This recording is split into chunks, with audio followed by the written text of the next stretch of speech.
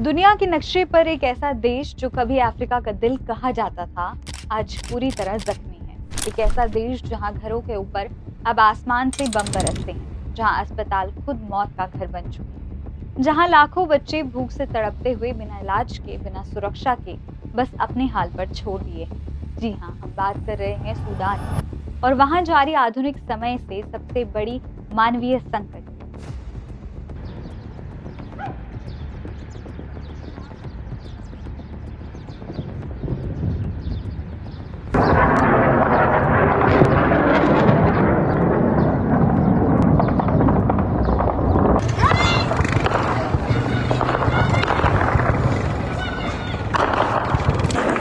فتشوا بس فتشوا خلوا يقعدوا مع ده لا पिछले 2 सालों से चला ये युद्ध अब एक ऐसी भयावह मानवीय त्रासदी में बदल चुका है जिसे समझने और बताने के लिए शब्द भी कम पड़ जाएं। اسف هي ناس ما أكثر عربية اللي عرفت العربية طبعا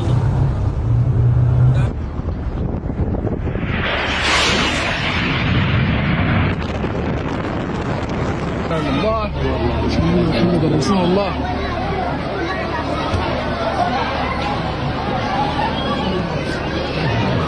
साल था 2023, महीने की तारीख थी 15 अप्रैल। सूडान की राजधानी खार्तूम अचानक गोलियों और बमों की आवाज से गूंज उठी। देश की 2 सैन्य ताकत यानी Sudanese armed forces (SAF), rapid support forces (RSF) के बीच सत्ता संघर्ष का भयानक महायुद्ध में बदल चुका था। एक तरफ सैन्य शासन, दूसरी तरफ एक शक्तिशाली सैन्य गुट। दोनों के बीच खींचतान से पूरे देश को जंग के मैदान में बदल दिया गया। राजधानी पर संघर्ष बढ़ता गया। ड्रोन हमले, एयर स्ट्राइक, टैंक हमले शुरू हुए। अस्पताल, स्कूल, बाजार, कोई जगह सुरक्षित नहीं बची। दरफूर, कार्डफॉन और ब्लू नाइल जैसे इलाके सबसे बुरी तरह प्रभावित हुए। अंतर्राष्ट्रीय संगठनों का कहना है कि ये संघर्ष अब सीरिया और यमन से भी अधिक विनाशकारी मानवीय संकट बन चुका है। 2024-25 में स्थिति और भी ज्यादा बिगड़ चुकी है। 2025 में जंग ने पूरे सूडान को लगभग 2 हिस्सों में बांट दिया है। कुछ क्षेत्रों में SAF का नियंत्रण है और कुछ पर RSF का नियंत्रण, लेकिन नागरिकोों पर दोनों का असर एक जैसा है: डर, भूख, मौत और मजबूर विस्थापन। अंतर्राष्ट्रीय एजेंसियों के मुताबिक 1.1 करोड़ से ज्यादा लोग घर छोड़ने को मजबूर। ये दुनिया की सबसे बड़ी विस्थापन आपदा बन चुकी है। कई शहरों में सड़कें, बाजार, घर सब खंडर बन चुके हैं। 2025 के शुरू में RSF द्वारा सऊदी मैकेनिकल टीचिंग हॉस्पिटल पर हमला इस युद्ध की क्रूरता का सबसे बड़ा उदाहरण बना। दर्जनों निर्दोष नागरिकों की मौत, जिनमें महिलाएं और नवजात बच्चे शामिल थे। ये सिर्फ एक घटना नहीं, सूडान की रोजमर्रा की सच्चाई है। युद्ध ने सिर्फ गोलियों से मौत नहीं दी, उसने सूडान को भूख और बीमारी के नरक में भी धकेल दिया।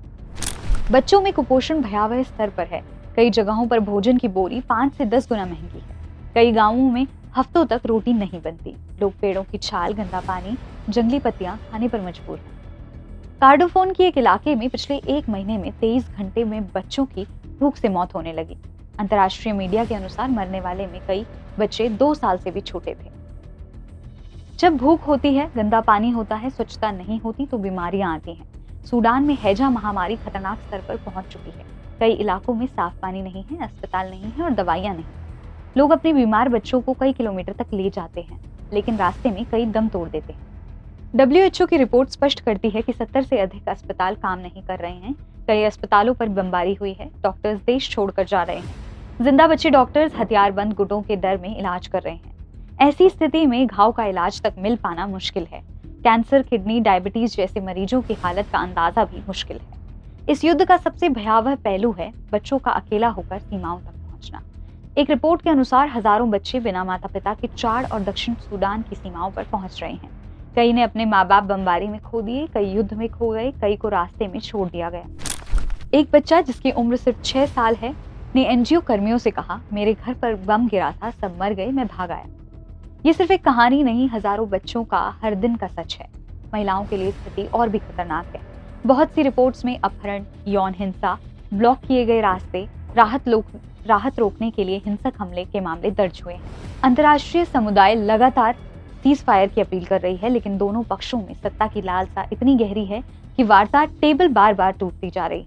मानवीय संगठनों जैसे WHO, UN, ICRC, के अनुसार उनका काम लगभग असंभव होता जा रहा है, क्योंकि रास्ते ब्लॉक हैं, राहत ट्रक लूटे जाते हैं, हेल्थ वर्कर्स पर हमले किए जाते हैं, इलाकों में एंट्री प्रतिबंधित है। कई देशों ने आर्थिक मदद भेजी है, लेकिन जब सप्लाई लोगों तक पहुंच ही नहीं पा रही तो दुनिया की मदद भी सीमित साबित हो रही है।